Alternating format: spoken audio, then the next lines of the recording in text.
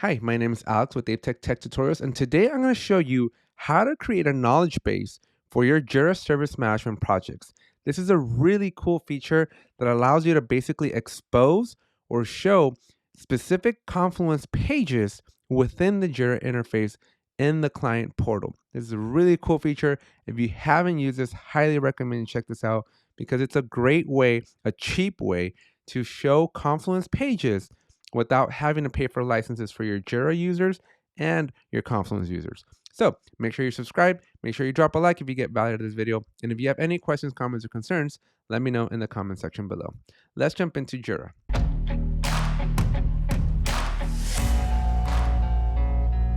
All right, so over on the Jira side, this is only, I repeat, this is only going to work in a Jira Service Management project.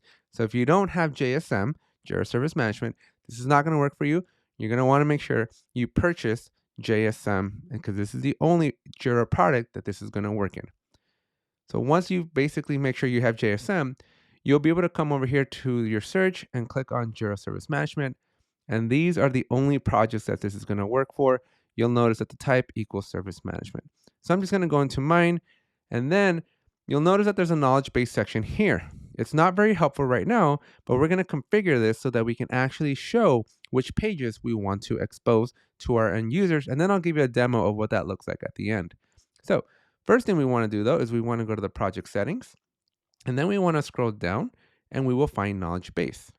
Once you're here, you essentially want to link your JSM project with a specific Confluence space. Now, the space and Jira need to be under the same Atlassian instance, which in this case is like my ATech engineering. But whatever your URL here is, they need to be tied together. This is not going to work if you have like multiple Confluences.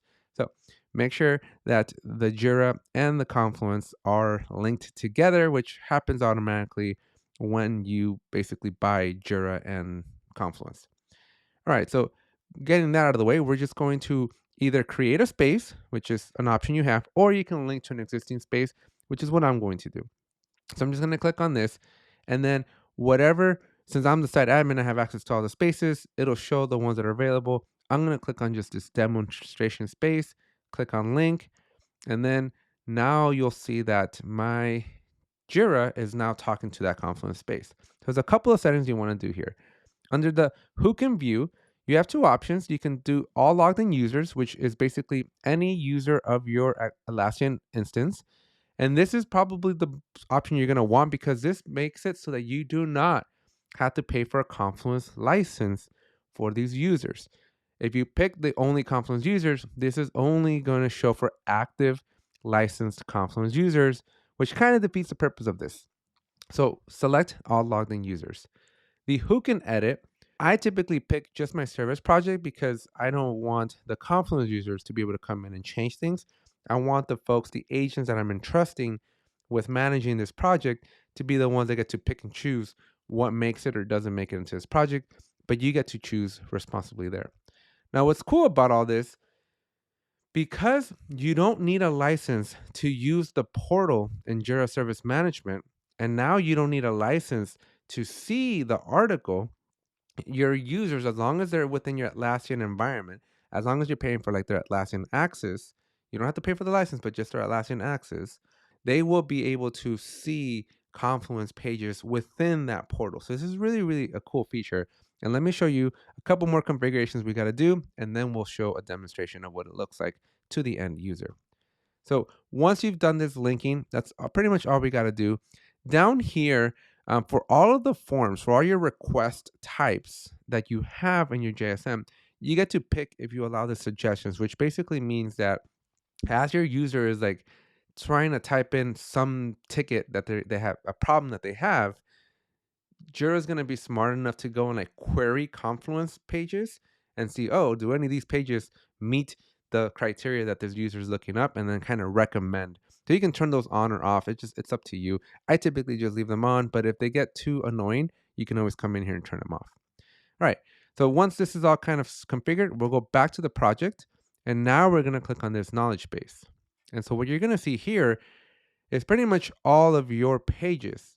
They're called articles here, but these are basically pages. And so what you want to do in this particular space is you want to organize this a little bit better. You don't want this to be set up in such a way that you have all these uncategorized sections. So we're going to want to create some categories so that we can put the pages in the right place. So let me show you how to do that next.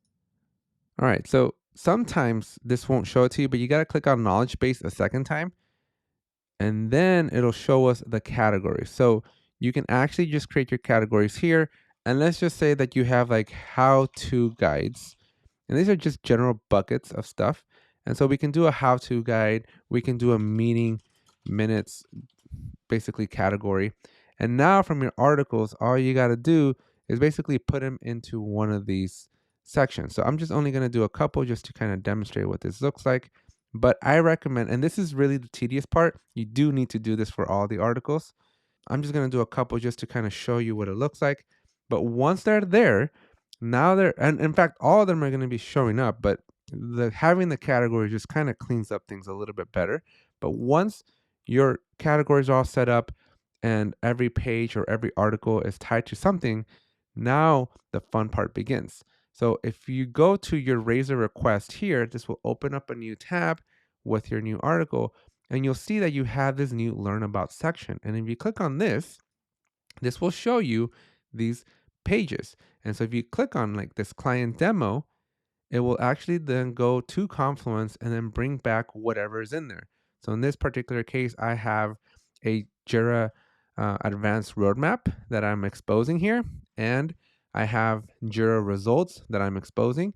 And so this is kind of a cool thing where now I can see the Jira items from a different project and an advanced roadmap inside the portal without needing to consume those licenses. So I can just click on various different things here, and you're just going to see the different pages.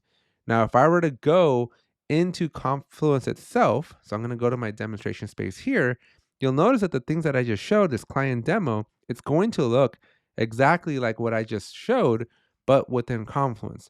Again, you need a license to view it here, but you don't need a license to view it over here. So this is really, really like the coolest feature, or the coolest part of the feature, because now you get basically a direct copy of those pages, exactly what's in Confluence, and you get to expose it, you get to categorize it a little bit, and then pretty much users can see it. And so if you're struggling with maybe a budgetary restriction where you don't want to buy a Confluence page for everybody, this is a great alternative so that you can create these links. The other reason to do this is because it's an actual knowledge base. When folks have a problem, when they actually have like a question, if they come to raise a request and they start over here with like IT help, and as soon as they start typing things in like I'm having trouble, and see how as soon as I put I'm having trouble, it's going to go and look for Confluence pages or articles, right? Articles and pages being interchangeable that basically have those keywords in them, and they're highlighting it, right? And so here they are.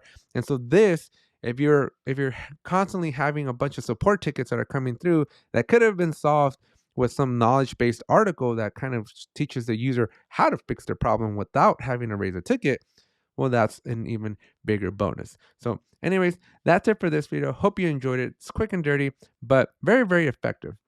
I recommend you at least give it a try. I know pretty much almost every team that I worked with in the past has some version of this because, again, it's very easy to put all your information in Confluence as a knowledge base and then just expose it through the portal so that you can minimize the number of those tickets, or you just don't want to pay for those licenses and you can expose those Confluence pages without having to pay extra for those licenses. Hope you enjoyed it. If you did, make sure you subscribe. Make sure you drop a like if you got value out of this video. And if you have any questions, comments, or concerns, let me know in the comment section below. Thanks, and I'll see you in the next one. It's only worth it if you work for it. It's only worth it if you work for it. I won't stop till they hear me now.